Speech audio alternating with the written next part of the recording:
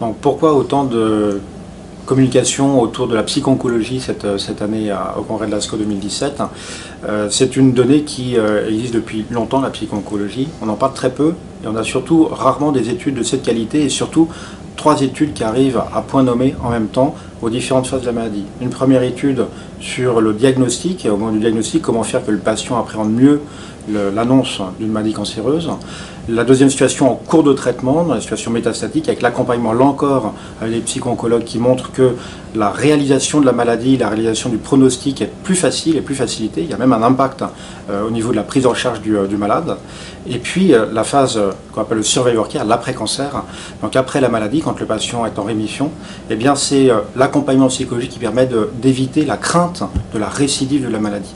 Et à travers ces 3 études comparatives, eh bien on a une démonstration de l'efficacité, de l'impact positif sur ce ressenti et sur l'importance du même coup d'un accompagnement psychologique des patients.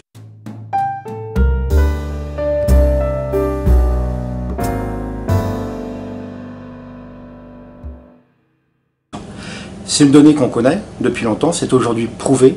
Et c'est très important en termes de message parce que ça veut dire que dans les différents établissements, dans tous les centres qui accompagnent les patients atteints de maladies cancéreuses et de maladies chroniques, eh bien, il va falloir développer cet accompagnement psychologique. Dans le premier plan cancer, en 2005, on avait déjà cette donnée. Les postes avaient été mis au financement.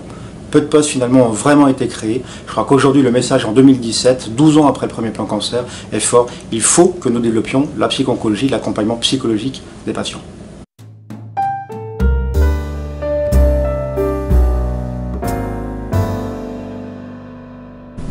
La chronicité pose plusieurs problèmes. Il y a le problème de la durée du traitement, il y a le problème du coût du traitement qu'il faut malgré tout aborder, et puis il y a le problème de l'accompagnement du patient au long cours. Du patient qui va être soumis à un traitement parfois sur plusieurs années, peut-être plusieurs dizaines d'années bientôt.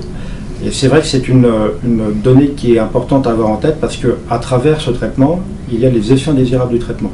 Il y a la toxicité, la tolérance du traitement.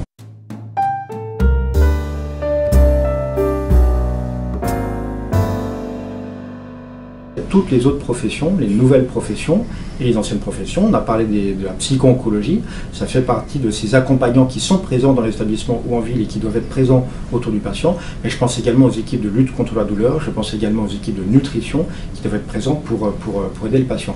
Tout ça, il faut l'organiser, il faut le coordonner dans les établissements, il faut des moyens, donc il faut mettre des moyens sur le développement des traitements et l'accès au traitement, mais il faut mettre des moyens également sur l'accès aux soins, c'est-à-dire à l'accompagnement lui-même et au développement des ressources humaines pour accompagner le malade.